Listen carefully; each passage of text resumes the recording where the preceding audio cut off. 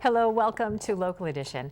I'm Leslie Layton. You know, Beach Boulevard, a major artery running through the city of Anaheim, is now home to a lot of motels, many of them serving more prostitutes than they do Disney tourists. Well, that is about to change, as well as a revitalization program for the west end of town. Councilmember Kris Murray is here now to tell us about what's going on there, as well as some other things. Welcome. Thank you. Pleasure to join you. This has been a long time in the making, plans to expand that Disney experience throughout the rest of the city. What's being done in Anaheim on Beach Boulevard? Well, thank you. We have just adopted as a council unanimously broad economic development and public investment in the West Anaheim area of our city that will mirror the types of successes the city has had in the Anaheim Resort District, which includes our convention center, the Disneyland Resort, and the hoteliers around there, that has totally revitalized that area, also suffering 20 years ago from the same types of issues we see in West Anaheim. We want to take that successful model and replicate it in West Anaheim. We've done that on a smaller scale with the Packing House District in the downtown area as well. The city steps up, it invests in land, in public assistance, economic assistance for businesses to invest in our community. It keeps our taxes low and it generates new revenue. But for the residents in West Anaheim that have been suffering with some of those socioeconomic issues you've just mentioned, it is also about quality of life and improving their day-to-day walkability of their neighborhoods, the aesthetics of their community, and also just the ability to congregate as a community and not be disrupted by some of these issues we have dealt with, which is drugs and homelessness and prostitution. Human trafficking along Beach Boulevard is a significant problem in our city, which we've been tackling from a public safety standpoint as well. But this is about broad, positive economic development, the city truly rolling up its sleeves, looking at models that we have adopted in the past in other parts of the city, replicating it in West Anaheim so that they have the same future that they've been wanting for some time, a vision that those West Anaheim leaders have asked for some time. Many people welcome the changes that are to come. Some, though, say it's a heavy-handed thing by the city and other developers to take away housing, some of the only housing that's available to people who can't afford a regular apartment or a house. Well, and it can contribute to homelessness as well, which is a major issue throughout the city and the county. It certainly is. Anaheim has actually stepped up on the issue of homelessness. Unlike most cities in Orange County to date, we are actually putting the first in the county full-service year-round homeless shelter in Anaheim, which will open next year. We partner with the county on that. This development, though, actually has a housing component to it. So some of the land the city will buy will also be used for quality, affordable housing in the West End as well. We have 25 acres of unused, literally vacant land, and we have mitigated that land, environmentally improved that land, but it is vacant and it's been sitting there in the gateway to our city on the West End, vacant for about a decade or more. This will create an entire retail open space congregation area for the West End that has never existed on the West End. Let's talk specifically about the development, what we're going to see on Beach Boulevard now.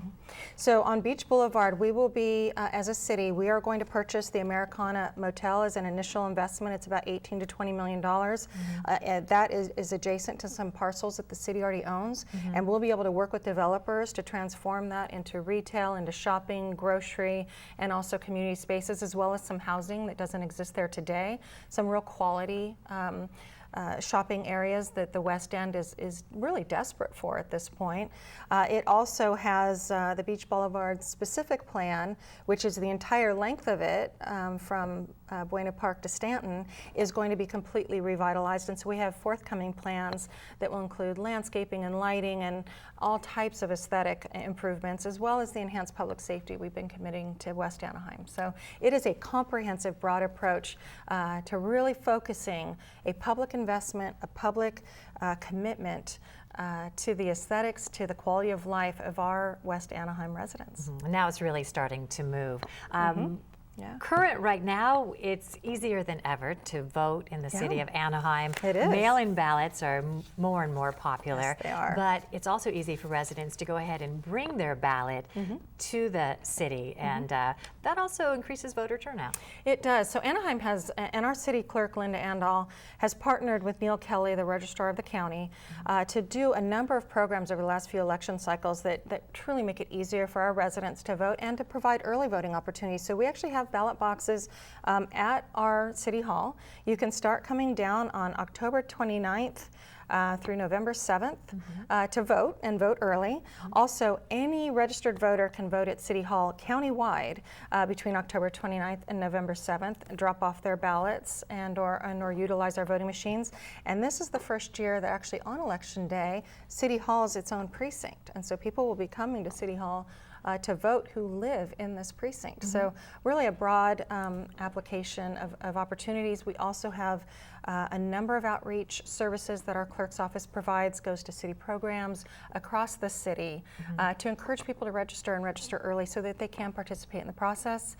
And we include our materials in multi-languages that represent all of our cultural heritage and ethnicity across the city. Yeah. There's a move, a transition to toward these voting centers and away from polling places to have it more of a focused area. Really trying to make it as seamless and easy on the voter as possible to engage. There's just nothing more important, as we all belong to this incredible democracy of America, that we take that obligation seriously and we vote, and we want to make it as easy on our residents as possible.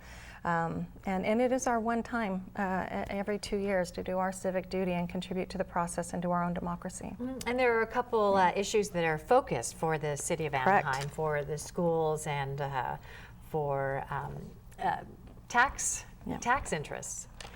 As far as many cities require a 2/3 vote to increase any taxes, but not the city of Anaheim. Yes, so Anaheim has, as a charter city, and there are 11 charter cities in Orange County, Anaheim being one, we've been exempted from a state law that passed in 1986 that our residents voted for that requires a 2/3 vote of the city council to approve any tax increases or new fees.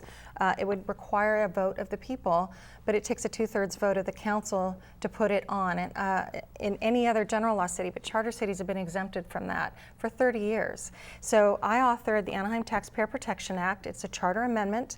It's Measure U. It'll be on the ballot in November, and I encourage everyone, taxpayers, this one's for you, Measure U. Please go out and vote. It requires a 2/3 threshold for the city council, and we're growing as a city council. So, it also takes that into account, that it takes a 2/3 vote of the city council to put a new tax measure before the voters on the ballot. If we need to raise taxes, the council should be united in this, and more than united, it should take more than a majority before the voters are asked to increase their out-of-pocket cost to fund the city.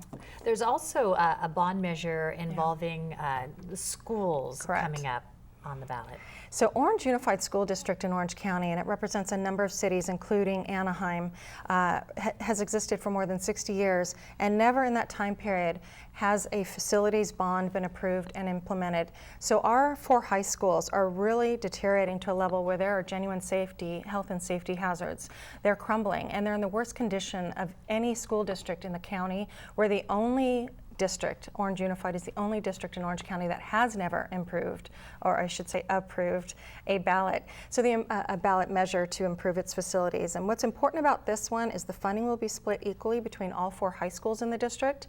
The taxpayer protections are there, has a citizens oversight committee. Is there a required 2/3 vote for this one to pass? Yeah, no, I'm sorry, for school facilities it's 55% for school well bonds. that's a curiosity that you were requiring on one and then not on the other.